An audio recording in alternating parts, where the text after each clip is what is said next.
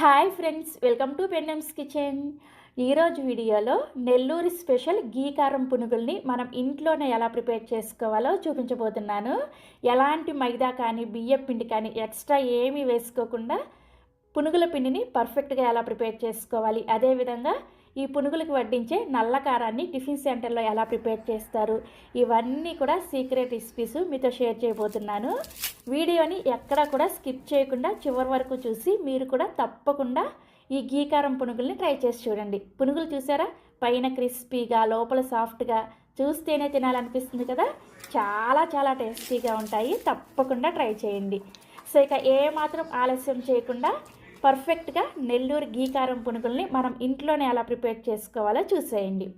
First మనం పునుగుల పిండిని prepare చేసుకోవడం కోసం ఇలా ఒక గిన్నెని తీసుకొని ఇందులోకి 1 కప్పు మినపగుళ్ళని వేసుకోండి. మీరు ఇక్కడ వేసుకునే ఇంగ్రీడియంట్స్ని కొలుచుకోవడం కోసం ఒక గిన్నెని కానీ గ్లాసుని కానీ సెట్ చేసుకోండి. అప్పుడే మీకు పునుగుల పిండి పర్ఫెక్ట్గా రెడీ అవుతుంది. నెక్స్ట్ ఇందులోకి అదే కప్పుతోటి 2 కప్పుల రేషన్ బియ్యాన్ని వేసుకోండి. ఈ పునుగులు బాగా క్రిస్పీగా టేస్టీగా టిఫిన్ సెంటర్ స్టైల్లో రావాలి అంటే రేషన్ బియ్యం అయితే మీకు పర్ఫెక్ట్గా వస్తాయి.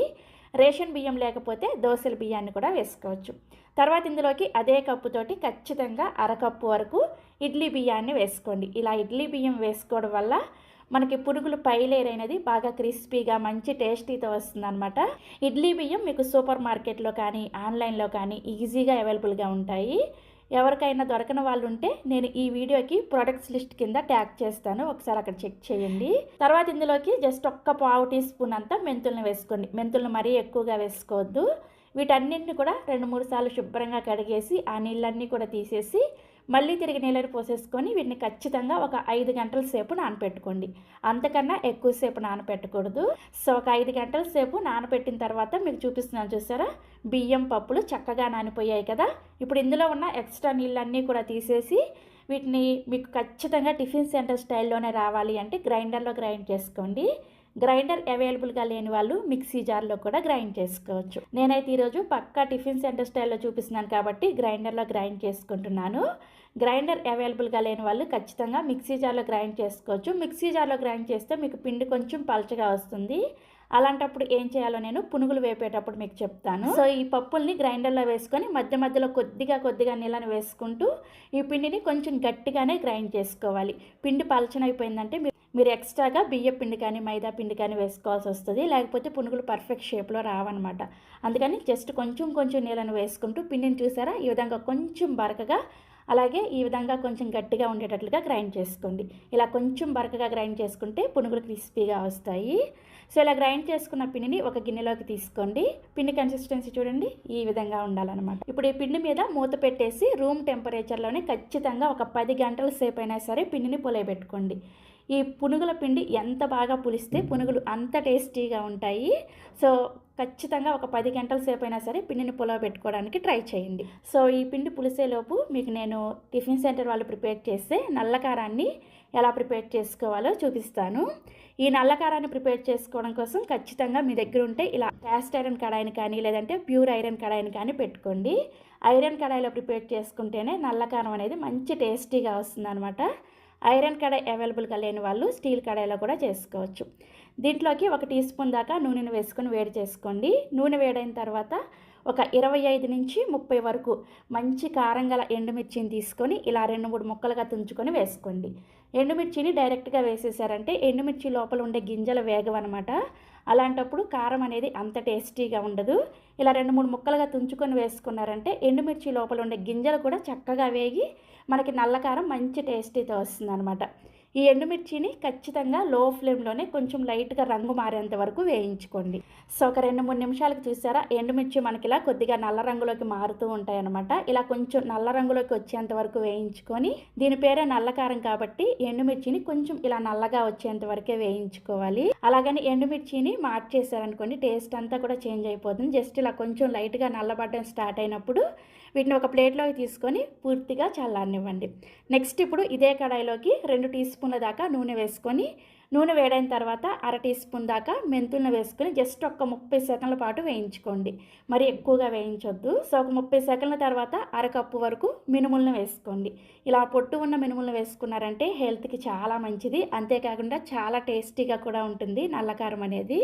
ఒకవేళ మీ దగ్గర ఇలా మినుములు అవైలబుల్గా లేకపోతే పొట్టు ఉన్న మినపప్పు అయినా సరే వేసుకోవచ్చు, లేదంటే తెల్ల మినపగుళ్ళు అయినా సరే వేసుకోవచ్చు. బట్ ఇలా మినపగుళ్ళని వేసుకోవడానికే ట్రై చేయండి.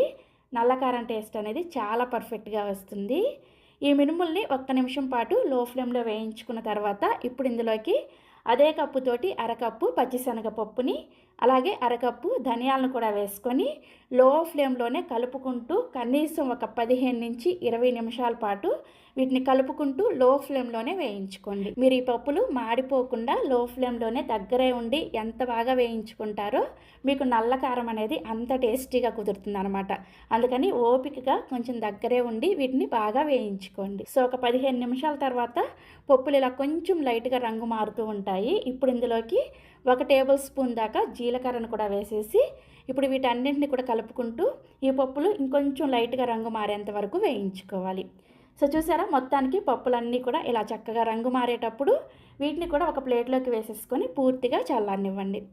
నెక్స్ట్ ఇప్పుడు ఇదే కడాయిలోకి ఒక అరకప్పు వరకు శుభ్రంగా కడిగి తడేమీ లేకుండా ఆరబెట్టిన కరివేపాకుని వేసుకోవాలి. కరివేపాకు వేసుకునేటప్పుడు నూనె అస్సలు వేసుకోవద్దు. ఈ కరివేపాకుని ఈ విధంగా నూనె లేకుండానే వేయించుకోవాలన్నమాట. నూనె ఎక్కువగా వేసేసి వీటన్నింటిని కానీ వేయించుకున్నారంటే మీకు నల్లకారం ముద్దగా వచ్చేసింది అనమాట. నూనె ఎక్కువగా వేసుకుంటే కొంచెం లైట్గా స్మెల్ వచ్చి టేస్ట్ కూడా అంత బాగోదు. అందుకని కరివేపాకుని ఇలా కొంచెం డ్రైగా ఒక 50% వేగిన తర్వాత ఇప్పుడు ఇందులోకి ఒక పెద్ద నిమ్మకాయ సైజ్ అంతా చింతపండుని ఈ విధంగా విడివిడిగా చేసుకొని వేసుకోండి. చింతపండుని ముద్దలాగా వేసేయకుండా ఇలా విడివిడిగా చేసి వేసారంటే చక్కగా వేగుతుంది అనమాట. సో ఈ కరివేపాకుని అలాగే చింతపండుని కలుపుకుంటూ ఖచ్చితంగా కరివేపాకు అనేది బాగా క్రిస్పీగా అయ్యేంత వరకు లో ఫ్లేమ్లోనే వేయించుకోండి. సో చూసారా, కరివేపాకు ఇలా బాగా క్రిస్పీగా అయిన తర్వాత స్టవ్ ఆఫ్ చేసేసి ఈ కరివేపాకుని చింతపండుని కూడా ఒక ప్లేట్లోకి వేసేసుకొని పూర్తిగా చల్లారనివ్వండి. సో మనం వేయించుకున్న ఎండుమిర్చి అలాగే ఈ పప్పులు కరివేపాకు ఇవన్నీ కూడా పూర్తిగా చల్లారిన తర్వాత మిక్సీ జార్లోకి ఒకదాని తర్వాత ఒకటి అన్నిటిని కూడా వేసేసుకోండి.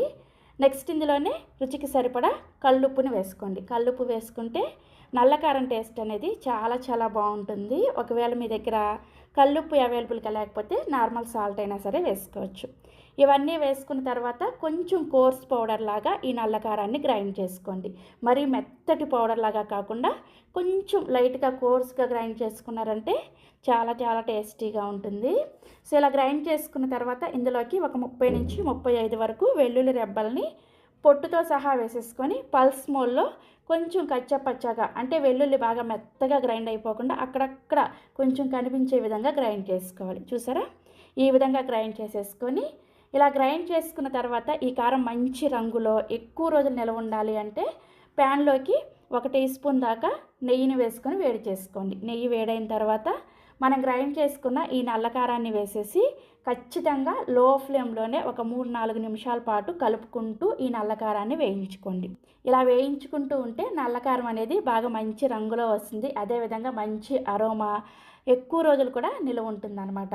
ఈ విధంగా ఒక 2-3 నిమిషాల పాటు లో ఫ్లేమ్లోనే ఈ నల్లకారాన్ని వేయించేసుకొని స్టవ్ ఆఫ్ చేసేసి ఈ నల్లకారం పూర్తిగా చల్లారిన తర్వాత ఏదైనా ఒక ఎయిర్ టైట్ కంటైనర్లో పెట్టుకొని స్టోర్ చేసుకున్నారంటే బయట అయితే 3 నెలల పాటు, ఫ్రిడ్జ్లో అయితే 6 నెలల పాటు స్టోర్ చేసుకోవచ్చు. సో చూసారా, టిఫిన్ సెంటర్ వాళ్ళు ప్రిపేర్ చేసే నల్లకారాన్ని ఎలా ప్రిపేర్ చేసుకోవచ్చో తప్పకుండా ట్రై చేయండి.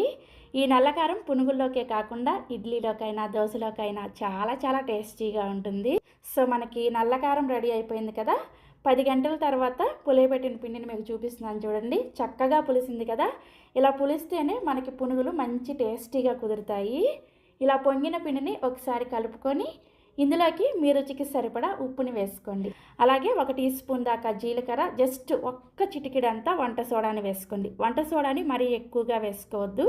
అస్సలు వేసుకోకపోయినా నో ప్రాబ్లం, కానీ ఎక్కువగా వేసేసుకున్నారంటే ఆల్రెడీ మనం పిండిని పులియబెట్టుకున్నాం కాబట్టి ఈ పునుగులు నూనె ఎక్కువగా పీల్చేస్తాయి అన్నమాట. అందుకని జస్ట్ ఒక్క చిటికెడు మాత్రమే వంట సోడాని వేసుకొని ఈ జీలకర్ర, ఉప్పు, వంట సోడా అన్నీ కూడా పిండిలో కలిసేటట్లుగా బాగా కలుపుకోండి. గరిటతో కన్నా కానీ చేతితో కలుపుకున్నారంటే పిండి చక్కగా కలుస్తుంది అనమాట. వంట సోడా కనుక పిండిలో సరిగా కలవలేదు అంటే పునుగులు నూనెలో వేసినప్పుడు పేలే ఛాన్స్ ఉంటుంది. అందుకని పిండిని బాగా కలుపుకోండి. సో కలుపుకున్న తర్వాత మనకి పిండి కన్సిస్టెన్సీ చూసారా, ఈ విధంగా ఉండాలి. మీరు గమనించారా, ఇందులో మనం ఎక్స్ట్రా మైదా కానీ బియ్య పిండి కానీ ఏమీ వేసుకోలేదు. పిండిని గ్రైండ్ చేసుకునేటప్పుడే కొంచెం గట్టిగా గ్రైండ్ చేసుకుని ఈ విధంగా ప్రిపేర్ చేస్తారనమాట టిఫిన్ సెంటర్ వాళ్ళు. సో మనకి పునుగులు వేసుకోవడం కోసం పునుగుల పిండి రెడీ అయిపోయింది. ఇప్పుడు పునుగులను వేయించుకోవడం కోసం స్టవ్ మీద కడాయిలోకి డీప్ ఫ్రైకి సరిపడా నూనెను పోసుకొని వేడి చేసుకోండి. మీరు ఇక్కడ ఒకటి గుర్తుపెట్టుకోండి, ఎప్పుడైనా సరే పునుగులు వేసుకోవాలంటే నూనె బాగా వేడిగా ఉండాలన్నమాట. అప్పుడే మీకు పునుగు నూనెలో వేసిన వెంటనే పైకి ఇలా తేలుతుందన్నమాట. ఈ విధంగా నూనెను బాగా వేడి చేసుకొని మనం ప్రిపేర్ చేసిన పిండితో ఇలా పునుగుల్ని కడాయికి సరిపడా వేసుకోండి. మరీ ఎక్కువ ఫుల్గా వేసుకోకుండా సగం వరకు మాత్రమే ఈ కడాయిలోకి పునుగుల్ని ఇలా వేసుకొని వీటిని మీడియం ఫ్లేమ్లో ఈ విధంగా రౌండ్గా తిప్పుకుంటూ ఒక 50% వేగేంత వరకు వేయించుకోండి. సో పునుగులు చూసారా, ఇలా ఒక 50% వేగిన తర్వాత వీటిని ఒక ప్లేట్లోకి తీసేసుకొని మళ్ళీ నెక్స్ట్ వాయి పునుగులను వేసుకొని వీటిని కూడా ఒక 50% వేయించుకోండి. సో ఈ పునుగులు కూడా ఇలా 50% వేగిన తర్వాత మనం ముందుగా 50% వేయించుకున్న పునుగులు ఉన్నాయి కదా, ఆ పునుగులు కూడా ఇందులో వేసేసి రెండింటిని కలిపి ఇప్పుడు మీడియం ఫ్లేమ్లోనే మంచి రంగు వచ్చేంత వరకు వేయించుకోండి.